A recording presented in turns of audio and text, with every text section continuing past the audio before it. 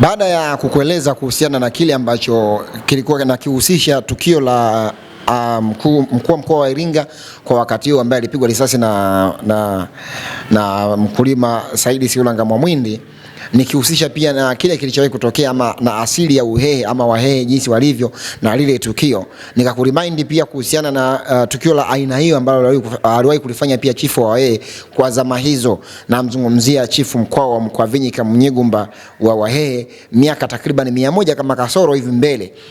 Kukatokea tukio la namna kama ile linalofanana na ile, kwa maana ya kwamba Wahehe nilikwambia hawapendi kuonewa, hawapendi uonezi, hawapendi maonezi ya namna yoyote ile. It's either yeye kumuonea mtu mwingine ama yeye mwenyewe kuonewa. Na nikakwambia kwamba ikibidi hata kugharimu uhai wa mtu ili kupatikane haki, kupatikane kile kitu ambacho mtu anastahili kupewa akiamini ni haki yake, yuko tayari kuchukua hiyo riski. Lakini pia ikibidi hata kugharimu uhai wa kwake yeye mwenyewe, huwa yuko tayari kuchukua hiyo riski, ili mradi tu umma na dunia na Watanzania na wanajamii kwa ujumla wafahamu kwamba hiki anachokifanya ama hiki ninachokipigania ni haki yangu. Ndicho ambacho kilitokea kwa chifu mkoa wa Mkwavinyika Mnyigumba, na ndicho kilichotokea pia kwa mtu kama Saidi Siulanga Mwamwindi ambaye alijaribu kupigania sana ile haki ya wao kuwa na mashamba yao ya kujilimia wao wenyewe, wakiwa hakubaliani na mfumo.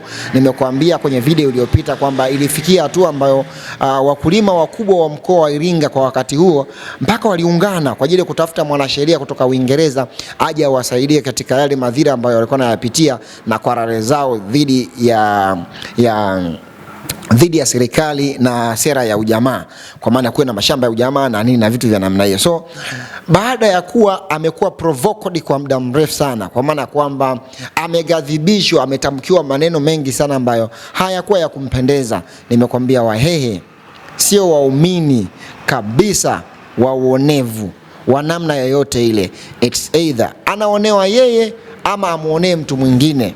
Na nimewaambieni, ukiona kuna Muhehe ana asili ya uonevu, lazima ukae ujiulize mara mbili, lazima kuna kitu ambacho hakiko sawa. Lakini by nature Wahehe ni watu ambao hawapendi kuonewa, hawapendi kumuonea mtu mwingine, wanapenda sana na naamini sana katika haki na meza ya mazungumzo. So kilichotokea kwenye kisa cha Mwamwindi ni kama ni tafsiri ya Uhehe. Yani ule Uhehe sasa ulivyompanda na kumwibukia, ama tuseme labda mzimu ama spirit. Spirit ni nini tukitumia kwa lugha nzuri ya Kiswahili? Spirit ni roho. Yes. Ile roho ya Uhehe ilipomuingia, ndio maana alifikia kuchukua hatua maamuzi ambayo hayakuwa mazuri. It's either angejiua yeye mwenyewe ama kama alivyofanya kumua mkuu wa mkoa. Sio picha nzuri, sio kitu kizuri kukizungumza na kuwa kinatokea mara nyingi, lakini pia ni vema ikachukuliwa kama shule pia ya namna ambavyo unatakiwa kuishi na hii jamii ya watu Wahehe. Ni watu ambao wanapenda sana kwenye usawa na haki.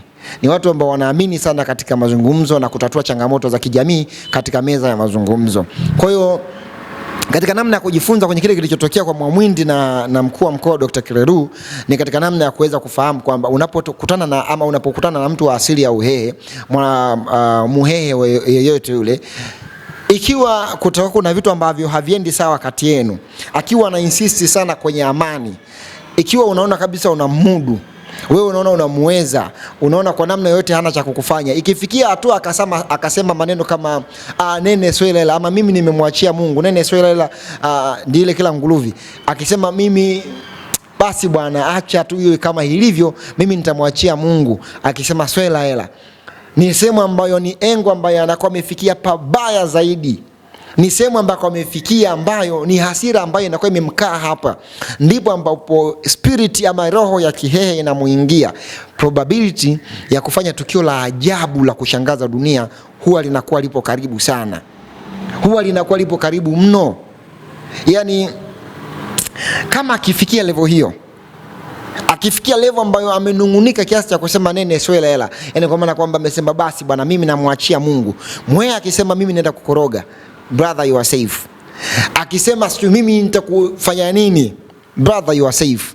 Lakini ukiona imefikia level Muhehe amefikia amesema swela hela, yani kwamba mimi namwachia Mungu, mimi bwana basi bwana acha tu iwe kama ilivyo, brother katika namna nyingine, kwa ushauri wa kawaida kabisa, kuishi na watu wa aina hii, Wahehe, watu wa jamii hii ya Wahehe, tafuta na minsi nyingine ya kuweza kulimaliza hilo changamoto, kwa sababu it's either yeye ama wewe. Kuna mmoja atatakiwa apishe hapa duniani. So tusifike huko, tusiwe nafikia huko na matukio kama haya sio yanatokea, kama ilivyotokea kwa mtu kama Mkwawa ambaye alisema mimi siwezi kushuhudia kwa macho yangu jamii yangu ama ngome yangu ikianguka na nikijicommit ama nikijisubmit kwa wazungu. Kwangu kitu ambacho itakuwa ni udhalilishaji wa kiwango cha juu sana. Kukubali ile aibu, Wahehe si waumini sana kukubali hizo aibu ndogo ndogo. Ikaja kutokea pia kwa Mwamwindi kukubali aibu ya kufedheshwa mbele ya familia yake katika namna na mazingira ambayo alikuwa anaona anastahili kushinda. Kukubali aibu wao wanashindwa. So ikitokea pia umemwonea pia Mhehe somewhere, alafu amesikitika kiwango ambacho amefikia kwamba wewe unajua kabisa umemwonea, unajua kabisa anastahili kile ambacho anastahili, akasikia fikia hatua ya kusuluhisha kwa njia nyingine zote zile nzuri, imeshindikana. Mmefikia hatua ya kusema kwamba amekatia tamaa, akasema swela hela, brother you better mind your step. Ili kusifikia matukio kama ambayo yalitokea hayo ni yazungumza kina Mwamwindi, ni vema mkakaa chini na mkayaseto haya mambo, mkayazungumza. Wahehe wakifikia level ambayo inahitaji gharama yoyote ile ya kupata haki yao, hata kibidi uhai wa mtu na maisha ya mtu ama ya kwake yeye mwenyewe, huwa wako tayari.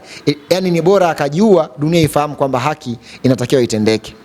Ni bora akapoteza mtu ama kutengeneza tukio ambalo kama lililotokea la mzee Mwamwindi, ili dunia tuifahamu kwamba haki inatakiwa itendeke.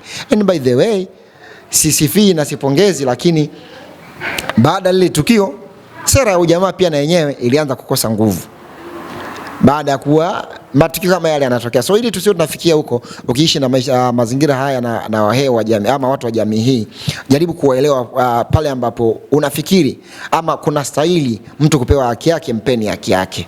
Asifikie hatua ya kusema swela hela.